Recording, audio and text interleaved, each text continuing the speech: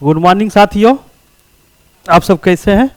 क्या चल रहा है? पढ़ाई लिखाई चल रहा है कि नहीं, कि छुट्टी मना रहे हैं आप लोग? ठीक है, हम लोग क्या पढ़ रहे हैं अभी? हिस्ट्री का हम लोग का क्लास चल रहा है।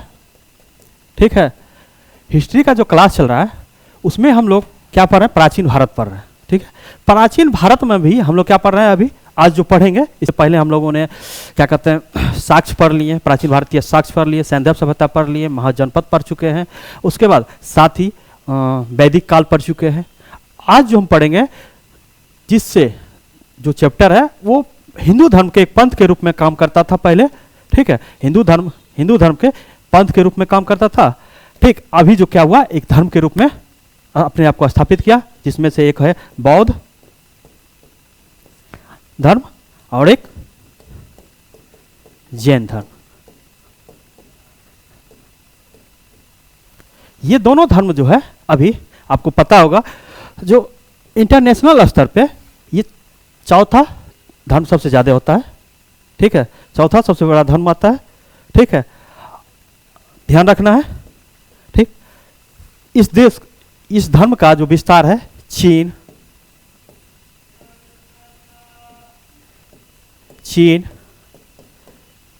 भूटान, नेपाल, श्रीलंका और भारत में है ही, साथ में आपको वर्मा। ठीक है, इन सभी देशों में है सर्वाधिक। चीन के देश में भी आपको बौद्ध धर्म मिलेंगे।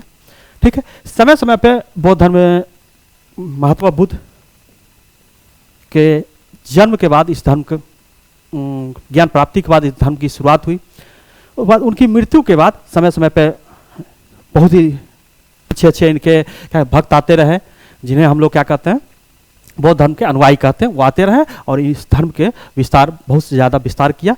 ठीक, उसके बाद जैन धर्म आते हैं। जैन धर्म के संस्थापक आपको पता होगा ऋषभदेव हैं, जिसे हम लोग आदिनाथ के नाम से भी जानते हैं। और साथ ही इसमें जो 24 तीर्थंकर हुए, ठीक है, इनके जितने भी गुरु हैं उन्हें क्या कहते हैं, तीर्थंकर के नाम से हम लोग जानते हैं। जिसमें से 24वें तीर्थंकर जो थे वो कौन थे? महावीर स्वामी थे। ठीक है, तो इसमें हम पढ़ेंगे बौद्ध धर्म के बारे में। बौद्ध धर्म का विस्तार अभी इतना क्यों है, जैन धर्म का विस्तार क्यों नहीं हो पाया, इसके बारे में पढ़ेंगे।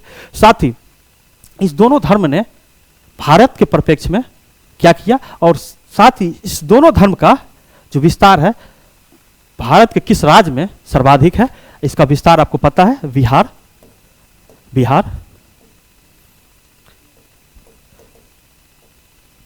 ठीक है, बिहार राज्य में इस दोनों धर्म का क्या है, विस्तार हुआ है।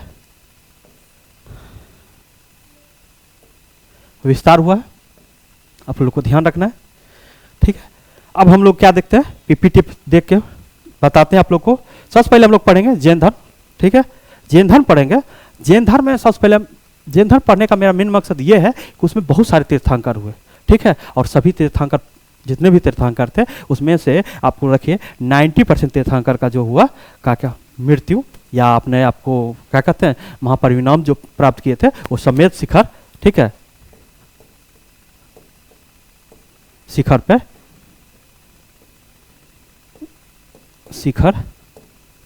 ये कहाँ पड़ता है? आपको झारखंड में पड़ता है, पारसनाथ की पहाड़ी पे पड़ता है, वहाँ हुए। और इसके जो प्रथम तीर्थंकर थे ऋषभदेव, उनको कहाँ मिला?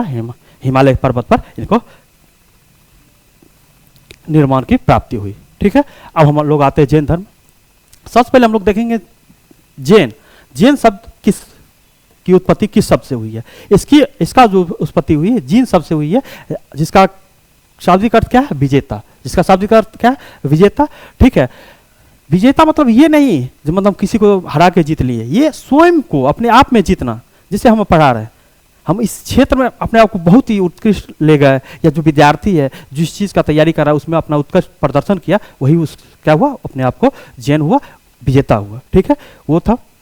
ठीक है, इस धर्म की जो शुरुआत मानी जाती है लगभग 900 BC पूर्व मानी जाती है। ठीक है, और महावीर स्वामी इसके जो लास्ट तीर्थंकर थे और सबसे प्रसिद्ध तीर्थंकर हुए। ठीक है, और इन्हीं के परिप्रेक्ष्य में हम पूरे जैन धर्म को पढ़ेंगे। इन्होंने क्या क्या उपदेश दिया, इनका क्या कथन था। ये कर्मवाद पे विश्वास करते थे, आत्मा पर विश्वास, आत्मा को मानते थे, नहीं मानते थे, इसके बारे में देखेंगे। ठीक है, तो 24वें तीर्थंकर कौन थे? महावीर स्वामी थे। ठीक है, जैन धर्म के प्रवर्तक या प्रथम तीर्थंकर ऋषभदेव, ये हम लोग पहले देख चुके हैं। ठीक है, ऋषभदेव किस वंश से थे, किस कुल से थे, ये बहुत इंपॉर्टेंट हो जाता है, क्योंकि जब हम ऋषभदेव के बारे में देखते हैं तो हम सबसे पहले देखते हैं ऋषभदेव जो थे, आप सुनते होंगे सत्यवादी राजा हरिश्चंद्र, उनका नाम जानते हैं, और राम अयोध्यापति राम, ये दोनों जो थे सूर्य वंश से थे। ठीक है, और उसी वंश के भी ये भी थे, ऋषभदेव भी उसी वंश से संबंध रखते थे, ये इसलिए वीवीआई हो जाता है। ठीक है, उसके बाद है ऋषभदेव और अरिष्टनेमि, ये जो दो इसके जो तीर्थंकर थे, उनका जिक्र हमें कहाँ मिलता है? हम लोग का ऐतिहासिक ग्रंथ है, हिंदू धर्म का ऐतिहासिक ग्रंथ है ऋग्वेद, उसमें भी इसके बारे में जानकारी मिलती है हमें। ठीक है, साथ ही 24 तीर्थंकरों में 2 तीर्थंकरों को किस चीज का संज्ञा दिया गया? ऐतिहासिक पुरुष का संज्ञा दिया गया। किस चीज का दिया है? ऐतिहासिक पुरुष का संज्ञा दिया गया है। ये वीवीआई हो जाता है, ये आपको पूछा गया क्वेश्चन है, ये भी बार बार पूछता है। ठीक है, ये ध्यान रखना, ये क्वेश्चन भी बार बार पूछता है। अब आते हैं आगे हम लोग ध्यान देते हैं पार्श्वनाथ। जब हम पार्श्वनाथ देखते हैं तो इनके बारे में कहा जाता है, इनका जो जन्म हुआ था महावीर स्वामी के जन्म से 250 वर्ष पहले हुआ था, क्योंकि ये 23वें तीर्थंकर है। ठीक है, और ये जो थे काशी के नरेश जो थे उनके पुत्र थे। ठीक है, काशी नरेश अश्वसेन के पुत्र थे, जिनको ज्ञान की प्राप्ति कितने दिन के क्या कहता तपस्या के बाद हुआ था? 84 दिन के तपस्या के बाद इनको क्या हुआ था? ज्ञान की प्राप्ति हुई थी। ठीक है, ये ध्यान रखना है, कितने दिन के बाद? 84 दिन के बाद। ऋषभदेव के प्रिय शिष्य जो थे, शिष्या जो थी, ठीक है, वो उनका नाम देखना है। ठीक, केसी शर्मा। उस पर अनुयायी आप देखिएगा, जब हम जैन धर्म पढ़ते हैं तो उसमें देखिएगा निर्ग्रंथ जो कहा जाता है, निर्ग्रंथ उसे कहा जाता है जो जैन तीर्थंकरों के अनुयायी होते हैं। ठीक है, तो ये निर्ग्रंथ शब्द का जो शुरुआत किया गया था, जिसका मतलब होता है बंधनहीन, आप किसी बंधन में नहीं है। ठीक है, तो उसको निर्ग्रंथ कहा जाता है। इसकी शुरुआत किसके द्वारा की गई थी? अश्वसेन के द्वारा, पार्श्वनाथ के द्वारा की गई थी। ठीक है, और इनके अनुयायी जो थे, इनके अनुयायी जितने भी थे, इनके अनुयायी क्या करते थे? श्वेत वस्त्र धारण करते थे, मतलब सफेद कपड़ा पहनते थे। ठीक है, जब हम आगे पढ़ेंगे, जब जैन धर्म में आगे जाएंगे, श्वेतांबर दिगंबर पढ़ेंगे, तो उसमें भी आप लोग देखते होंगे 2 भाग में बटा था, श्वेतांबर, ठीक है, श्वेतांबर और दिगंबर। तो कहीं कहीं क्वेश्चन पूछ देता है, श्वेतांबर पुरुष जो थे श्वेत वस्त्र धारण करते थे। ठीक है,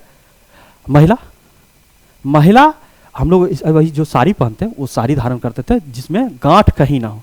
ठीक है, ये धारण करते थे। और दिगंबर में भी महिला वस्त्र धारण करते थे। ठीक है, इसके बारे में हम देखेंगे, जो वो 19वें तीर्थंकर को क्या मानते थे, स्त्री मानते थे, वो पुरुष मानते थे। जब श्वेतांबर देखें तो उसमें देखेंगे बौद्ध को अविवाहित मानते थे, विवाहित मानते थे। ठीक है, कौन जैन धर्म की पुरानी परंपराओं पर चलना चाहता था, कौन जैन धर्म की नई परंपराओं पर चलना चाहता था, ये सब भी हम आगे देखेंगे। ठीक है, अब आते हैं सफेद वस्त्र धारण करते थे। उसके बाद महावीर स्वामी के जन्म तिथि के बारे में आपको क्या मिलता है? कंट्रास्ट मिलता है। मतलब ये हो गया, जो पुराने एनसीईआरटी जो हम पढ़ते थे उसमें कितना दिया जाता था? 540 ईस्वी पूर्व, लेकिन अभी का जो एनसीईआरटी आता है उसमें 599 ईस्वी पूर्व दिया जाता है। ठीक है, तो आप दोनों याद रखिएगा। ठीक है, कुंडग्राम वैशाली, ये बिहार है, बिहार के क्षेत्र में इनका जन्म हुआ था। और हम बताए थे जैन धर्म और बौद्ध धर्म दोनों का क्या है? बिहार उसका जो है मूल भूमि के रूप में जानी जाती है। और बिहार में भी पटना, बोध गया, ये जो क्षेत्र है, ठीक है, वैशाली, ये सब बहुत इंपॉर्टेंट क्षेत्र है इसके लिए, राजगीर। उसके बाद आते हैं इनके पिता सिद्धार्थ थे। अब हमें होता क्या है, जब हम बौद्ध धर्म जैन धर्म दोनों को साथ पढ़ते हैं तो आपको बड़ा दिक्कत हो जाएगा। दिक्कत ये होता है जो इनके पिता का नाम सिद्धार्थ और उनके बचपन का नाम सिद्धार्थ, इसलिए क्या होता है बच्चे कंफ्यूज होते हैं। तो आपको ध्यान रखना है, महावीर स्वामी के पिता का क्या नाम था? सिद्धार्थ, और उनकी माता का नाम क्या था? त्रिशिला। ठीक है, ये जो थी लिच्छवी नरेश चेटक की बहन थी। ठीक है, और हम लोग जब मगध पढ़ते हैं उसमें पढ़ते हैं ना, चेटक की पुत्री से शादी किया था। तो ये देख लीजिए क्या होता है, ये मगध नरेश से इनका रिलेशन हो जाता है। ठीक है, तो हम जब मगध पढ़ेंगे तो उसमें इनका रिलेशन के बारे में देखेंगे। इनकी पुत्री का नाम अनुजा अति प्रियदर्शनी था, जिसे पुत्री को अनुजा कहा जाता है, तो इसलिए लोग अनुजा प्रियदर्शनी बोलते हैं। ठीक है, ये देखना। और इनका जो दामाद था वो जामिल था। ठीक है, कहीं जमाली रहता है, कहीं जामिल रहता है, वो देख लीजिएगा। ठीक है, कहा जाता है ये जामिल जो थे इनके या प्रथम शिष्य भी थे और प्रथम विरोधी भी थे। ठीक है, महावीर स्वामी का प्रथम शिष्य भी माने जाते हैं और प्रथम विरोधी भी इन्हीं को माना जाता है। ठीक है, आगे हम लोग देखते हैं।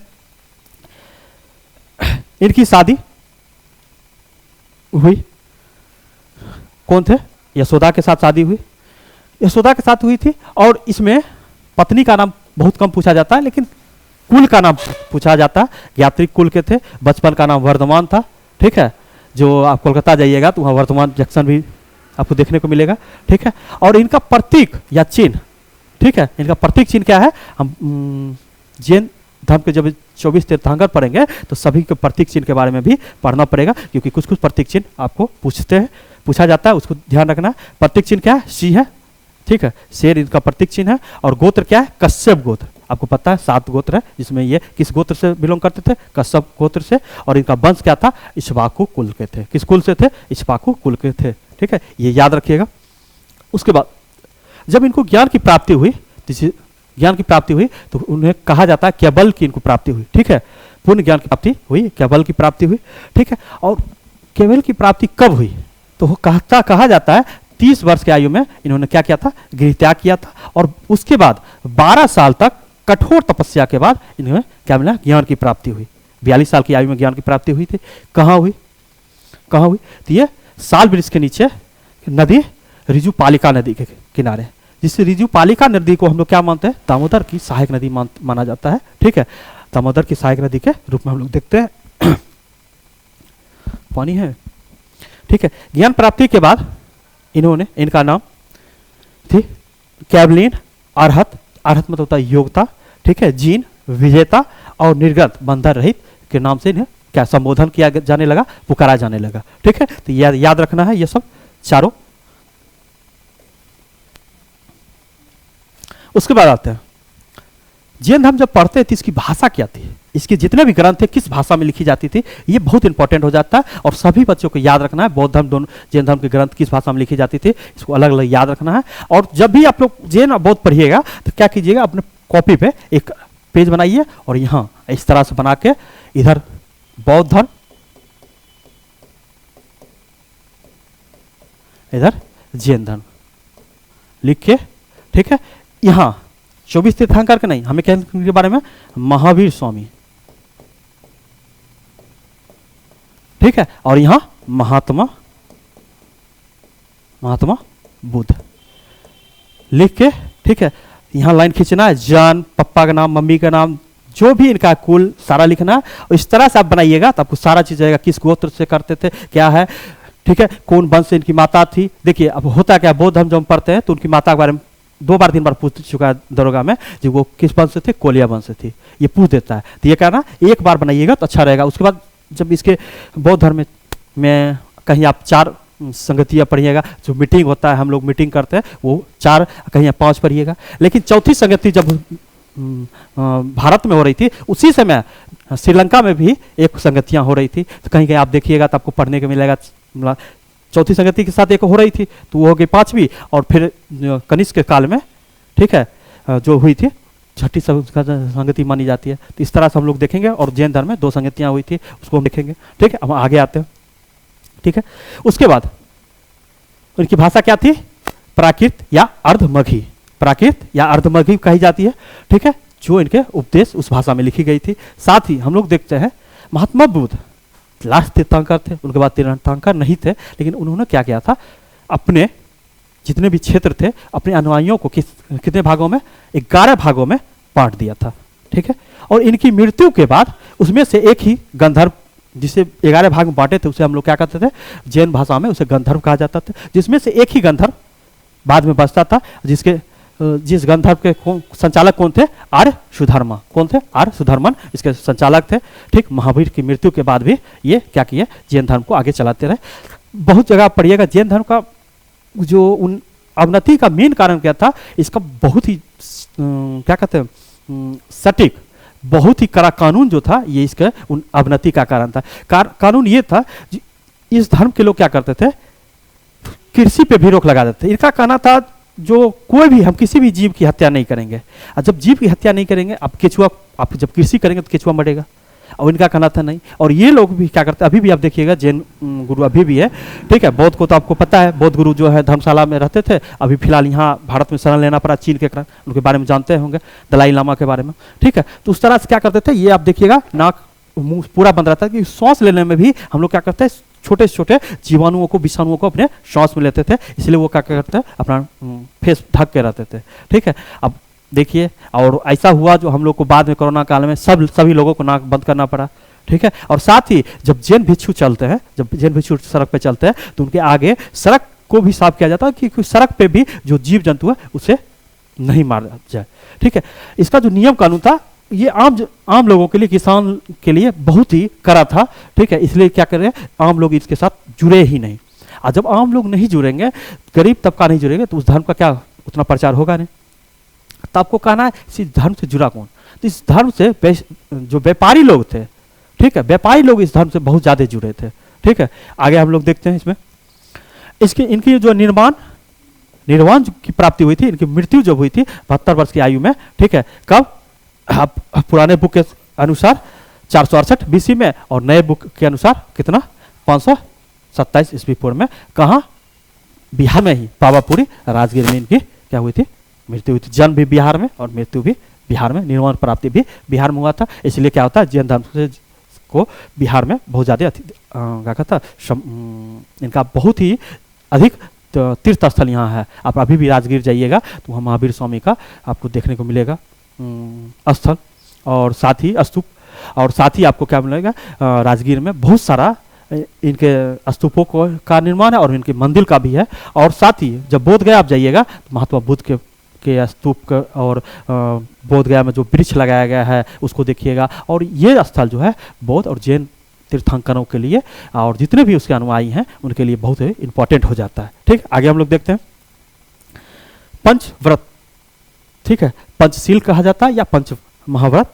इसके मुताबिक होता क्या है, जो इसके जो अनुयायी थे, जैन धर्म के जो अनुयायी थे, दो तरह से अनुयायी थे, एक सन्यासी एक गृहस्थ, ठीक है। तो सन्यासी जो थे वो 10 महाव्रत को धारण कर देते, और जो गृहस्थ जीवन यापन करते थे वो पंचशील को, और नॉर्मली लोग को, जितना भी नॉर्मली इसके जितने भी निर्ग्रंथ थे, इसके अनुयायी थे, उसको 5 शील धारण करता था। उसमें से क्या था, एक अहिंसा। अहिंसा मतलब हम पहले ही बता दिए थे, मतलब जीव जंतु किसी चीज को नहीं मारना है, ठीक है। दूसरा सत्य, हर वक्त सत्य बोलना है, ठीक है। अस्त्य, इसका मतलब आप कहीं कहीं देखिएगा, इसका मतलब होता है चोरी नहीं करना। हमें क्या करना है, चोरी नहीं करना। अपरिग्रह, ग्रह जो है उसका मतलब है अ, ठीक है। और जब आ जाता है किसी शब्द के आगे तो आप समझते उसका क्या होता है, निगेटिव, ठीक है। पड़ी मतलब पैसा, ग्रहण मतलब पैसा अर्जित नहीं करना है, धन नहीं कमाना है। और ये 4 जो शील था इसे 23वें तीर्थंकर पार्श्वनाथ ने दिया था। और लास्ट था ब्रह्मचर्य। क्या कहता है, सभी मनुष्यों को ब्रह्मचर्य, जैसे हमारे स्टूडेंट लाइफ में है या अभी जो आप शिक्षा लाइफ में है, शादी के बाद ब्रह्मचर्य जीवन तो ऐसे ही टूटेगा, लेकिन जब छात्र में है या आर्मी या किसी चीज़ की तैयारी कर रहे हैं तो हमें क्या करना है, ब्रह्मचर्य जीवन यापन करना है। 4 बजे सुबह जगना है, हर नियम कानून के मुताबिक दौड़ना है, हर चीज़ करना है, अपने शरीर से लेकर अपने मन तक को शांत रखना है, ये ठीक है। आगे हम लोग देखते हैं, ठीक। उसके बाद इनके हम बताए थे, पीछे भी बोले थे, अभी भी बता रहे हैं, इनके जितने भी तीर्थंकर हुए थे उनका कुछ ना कुछ प्रतीक चिन्ह था, ठीक है। उनके जन्म से जुड़ा हुआ प्रतीक चिन्ह था, और ये प्रतीक चिन्ह आपको हर एक एग्जाम में पूछा जाता है, जिसमें से हम कुछ प्रतीक चिन्हों के लिए, सभी को नहीं लिए 2400 को, लेकिन कुछ जिनके बारे में पूछा जाता है और जिनके बारे में बहुत ज़्यादा हम लोग को पढ़ना पड़ता है, उनके बारे में लिए थे। सबसे पहले प्रथम आदिनाथ, जिसे हम ऋषभ देव कहते हैं, उनका प्रतीक चिन्ह क्या है, बैल है। उनका प्रतीक चिन्ह क्या है, बैल है। उसके बाद अजितनाथ, ठीक है, दूसरे तीर्थंकर है, इनका क्या है, हाथी है। अजितनाथ का क्या है, हाथी है, ठीक है। तीसरे जो होते हैं संभव, ये 3 तो आपको याद रखना ही रखना है कोई भी हालत में, ठीक। संभव का क्या है, अश्व है, जिसे हम घोड़ा कहते हैं, याद रखना है।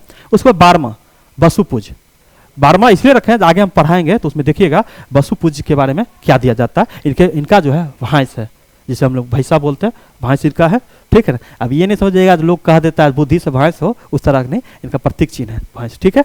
उसके बाद 16वां शांति। शांति मतलब आप जानते हैं, शांति हिरण से बढ़िया शांति है। वो आराम से खाता पीता है, अपना घास पे जीवन यापन करता है, ना किसी से। जंगल में हिरन को कोई मार सकता है लेकिन हिरन किसी को नहीं मारता है, ठीक। तो वो याद रखना, शांति का क्या है, प्रतीक चिन्ह हिरन है। उसके बाद आते हैं 18वां को कहीं आरनाथ लिखिएगा, देखिएगा, ठीक है। आरनाथ इनका जो है मीन मछली इनका प्रतीक चिन्ह है। और उसके बाद ये जितने भी हैं नीचे का 4, इसको आपको याद रखना है, ठीक है। एक निबी, अरिष्टनेमी या इसको नेमी कहा जाता है। ये दोनों नाम देखिए, हम ये दोनों नाम जान के आपको दिए थे। आप लोग एक नेमी एक अरिष्टनेमी देखते होइएगा, लेकिन होगा क्या, थोड़ा एकार का उच्चारण में डिफरेंस होगा और आप लोग क्या कीजिएगा, गलत मार के एग्जाम आ जाइए और कहिएगा हम तो सही मारे थे, तो वो ध्यान रखना है, ठीक है। 21वां का क्या है, नेमिका, नेमिका का नीलकमल है। और 22वां अरिष्टनेमी का शंख है। 23वां सर्प है। और 24वां हम लोग पहले पढ़ चुके हैं, महावीर स्वामी का क्या है, शी है, ठीक है। ये जितने भी हैं इनको एकदम याद रखना है, ठीक। अब हम लोग देखते हैं जैन धर्म में त्रिरत्न, 3 रत्न होता है। एक सम्यक ज्ञान। सबसे पहले हम लोग क्या करते हैं, कहीं भी जाते हैं, सबसे पहले जाए, मान लीजिए हम किसी शिक्षक से मिले जाते हैं, तो उनके क्या फायदा होता है, उनका दर्शन करते हैं। दर्शन करते हैं तो वो अपना शिक्षा देते हैं, और शिक्षा वो देते हैं तब उससे क्या होता है, मेरा आचरण सही होता है। तो उसमें क्या होता है, सम्यक दर्शन, ठीक है, सम्यक ज्ञान और सम्यक आचरण, इसका क्या है, त्रिरत्न है, ठीक है। ये याद रखना है, ठीक। अब ज्ञान, ज्ञान मतलब क्या होता है, वास्तविक ज्ञान, क्या करना चाहिए। मान लीजिए हम भारत में जी रहे हैं, ठीक है, भारतीय संविधान के मुताबिक हमको हमें चलना है, ठीक है। भारतीय झंडे को, भारतीय प्रतीक को हमें क्या करना है, इज्जत करना है। अब हम क्या किए, झंडा लिए, आराम से खा पी लिए, झंडा में हाथ पोंछ लिए।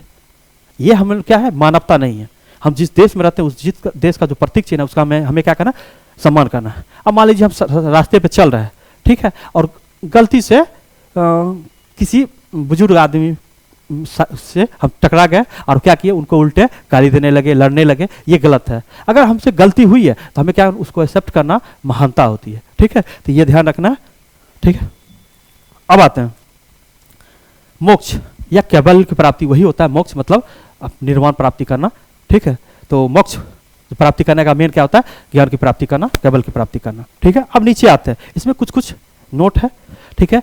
इसका जो जब हम दर्शन पढ़ते हैं तो उसमें एक अनेकार्थवाद आता है। ये यूपीएससी बीपीएससी को मेंस के लिए बहुत ही इंपॉर्टेंट हो जाता है। अनेकार्थवाद जो है वो सांख्य दर्शन से जुड़ा हुआ है, और इसे सप्तभंगी सिद्धांत भी कहते हैं। क्यों कहते हैं, क्योंकि जब ये सांख्य दर्शन से अलग हुआ तो 7 नए भागों को अपने में जोड़ा था, जिसे हम लोग क्या कहते हैं, सप्तभंगी सिद्धांत कहते हैं। और जिसे बाद में हम उसे और भी किस नाम से जानते हैं, शायवाद के नाम से भी जानते हैं। इस पे आपको कहीं भी देखिएगा, इसको बार बार आपको क्या दिया जाता है, बीपीएससी मेंस में और यूपीएससी मेंस में इस पे लिखने के लिए दिया जाता है ये क्या है। तो इसके बारे में डिटेल में नहीं जाएंगे, लेकिन याद रखना है अनेकार्थवाद किस दर्शन से जुड़ा हुआ है, सांख्य दर्शन से जुड़ा हुआ है। इसे किस किस नाम से जानते हैं, सप्तभंगी ज्ञान या शायवाद के नाम से भी हम लोग जानते हैं, ठीक है। इसको समझने में कोई दिक्कत नहीं। अब आगे आते हैं, ठीक है। और हम बोले थे क्या, जो ये जैन धर्म है सबसे पहले किस वर्ग में, व्यापारी वर्ग में सबसे ज्यादा लोकप्रिय हुआ था, ये हम लोग देख चुके थे, ठीक है। अब देखिए हम लोग जब बौद्ध धर्म देखते हैं और जैन धर्म दोनों देखते हैं, तो बौद्ध धर्म के जो भिक्षुए थे या सन्यासी थे जो निवास करते थे कहीं, उसे क्या कहता था, विहार कहा जाता था, विहार कहा जाता है, ठीक है। और जैन धर्म के जो तीर्थंकर कहीं निवास करते हैं उसे क्या कहा जाता है, वसुदेव कहा जाता है। वसुदेव क्या कहा जाता है, वसुदेव कहा जाता है। याद रखना है, ठीक, क्वेश्चन पूछे हुए हैं इसलिए हम इसको लेके आए हैं। उसके बाद आते हैं, अब 4 पॉइंट है इसमें। जैन धर्म हुआ था क्या, जो 2 संगतियां हुई थी, 2 मीटिंग हुआ था, ठीक है। पहला मीटिंग जो हुआ था 300 ईस्वी पूर्व में हुआ था, ठीक है। कहाँ, हम जहां से अभी क्लास ले रहे हैं पाटलिपुत्रा में हुआ था, ठीक है। और उस समय शासक कौन थे, तो आपको पता है उस समय मौर्य वंश का शासक था, और मौर्य वंश में भी के कौन, उसके जो संस्थापक थे चंद्रगुप्त मौर्य का शासन था, ठीक है। चंद्रगुप्त के शासन काल में मगध की राजधानी पाटलिपुत्रा में, और किसकी अध्यक्षता में, स्थूलभद्र की अध्यक्षता में प्रथम जैन संगतियां हुई थी। ये इस समय हम कोष्टक में इसमें दिए हैं। यहाँ लिखने का मेन कारण मेरा यह था, जो ये इसलिए यहाँ लिखे थे, जो प्रथम संगति में ही जैन धर्म क्या हुआ था, 2 भागों में टूट गया था। अब कहिएगा हुआ क्या था, मगध में 300 ईस्वी पूर्व में चंद्रगुप्त मौर्य के समय में यहाँ अकाल पड़ा था। तो जैन धर्म को उसमें 2 महान संत थे, उसमें से एक भद्रबाहु क्या किए, यहाँ उनके जो अनुयायी थे उनको लेकर ये कर्नाटक चले गए। कर्नाटक के श्रवण बेलगोला में उन्होंने निवास किया था, ठीक है। और जब यहाँ जैन संगीति का जब यहाँ स्थिति ठीक हुआ था और जैन संगीति का शुरुआत की गई थी, जो कहा गया अब जैन संगीतियाँ होगी, तो वो आए। और आने के बाद क्या हुआ, स्थूलभद्र और क्या कहते हैं भद्रबाहु के बीच क्या हुआ था, मनमुटाव हो गया था। और दोनों का जो था अपना अपना नियम था, ये पुराने नियम पर चलते थे, ये नए नियम पर चलते थे, वो हम देखते थे। और ये कब हुआ था, प्रथम बौद्ध संगीति के समय हुआ था, ये ध्यान रखना है, ठीक है। जैन संगीति में प्रथम विभाजन हुआ था, याद रखना, लिख, ठीक है। अब आते हैं श्वेतांबर और दिगंबर के बारे में देखते हैं। श्वेतांबर किसके अनुयायी को कहा जाता है, स्थूलभद्र के अनुयायी को कहा जाता था। और ये क्या करते थे, वस्त्र धारण करते थे। श्वेतांबर क्या करते थे, वस्त्र धारण करते थे। कौन सा वस्त्र, श्वेत वस्त्र। कौन सा वस्त्र धारण करते थे, श्वेत वस्त्र धारण करते थे। और इसमें कहा गया है स्त्री को मोक्ष प्राप्ति करना संभव है। मतलब स्त्री क्या करते हैं, जैन धर्म में आप अपना सकते हैं, जैन धर्म में प्रवेश पा सकते हैं, इसका कहना था, ठीक है। और महावीर स्वामी को ये इन्होंने क्या कहा था, विवाहित कहा था। इन्होंने क्या कहा, महावीर स्वामी विवाहित थे। और 19वां जो तीर्थंकर थे, ठीक है, मलिनाथ, उनके बारे में कहा जाता था जो ये क्या थे, स्त्री थे। ये बहुत भिवियाई हो जाता था। 19वें तीर्थंकर को ये स्त्री मानते थे और ये क्या मानते थे, पुरुष मानते थे, ठीक है, ये पुरुष मानते थे। और साथ ही महावीर स्वामी को ये अविवाहित मानते थे। और ये कहते थे जो जैन धर्म में जो है मोक्ष, महिला को मोक्ष प्राप्ति नहीं होगी, महिला को जैन धर्म में प्रवेश वर्जित है, ठीक है। और ये नग्न अवस्था में रहते थे। लेकिन इनकी महिलाएं कौन सा वस्त्र धारण करती थी, वस्त्र, इनकी महिलाएं वस्त्र धारण करती थी, ठीक। पहले तो महिलाओं को प्रवेश नहीं थी, ठीक है। लेकिन होता है ना, कभी अब बाद में रहती भी थे तो उनको क्या, वस्त्र बिना धागा वाला कोई भी नॉर्मली साड़ी लपटना पड़ता था जैन धर्म में, जितने भी थे, ये याद रखना है। आगे हम लोग आते हैं, आगे आते हैं तो होता क्या है, जब जैन धर्म था उस समय और महावीर स्वामी थे, तो उसमें जो भी शासक थे, तो उसमें से भारत में बहुत सारे शासक थे, तो उसमें से बहुत सारे शासक क्या करते थे, जैन धर्म को अपना शरण दिए हुए थे। तो वही हम देखते थे कौन कौन से शासक जैन धर्म को क्या किए थे, अपना संरक्षण प्रदान किए थे, वो भिवियाई हो जाता था, ठीक। महापद्मानंद और धनानंद, महापद्मानंद और धनानंद के बारे में जानते हैं, ठीक है। ये किस वंश से थे, नंद वंश के। इन दोनों ने क्या किया था, जैन धर्म को संरक्षण प्रदान किया था। उसके बाद आते हैं हर्यक वंश के तीनों शासक बिंबिसार, अजातशत्रु और उदयन भी जैन धर्म के समर्थन करते थे। उसके बाद बीच में 2 वंश आती है, उनके बारे में नहीं दिया गया था, नहीं, उन्होंने इसका समर्थन नहीं किया। उसके बाद आते हैं चंद्रगुप्त मौर्य, बिंदुसार और अशोक के बारे में कहा जाता है, अशोक बौद्ध धर्म को मानते थे, ठीक है। उसके बाद आते हैं अवंती के जो थे, जिन्हें चरक ने स्वस्थ किया था, चंद प्रदोत, उनके बारे में कहा जाता है। उदयन, ये भी इन्होंने भी किया था। और कनिंग राजा खारवेल के बारे में भी कहा जाता है, चेदी वंश के राज शासक थे।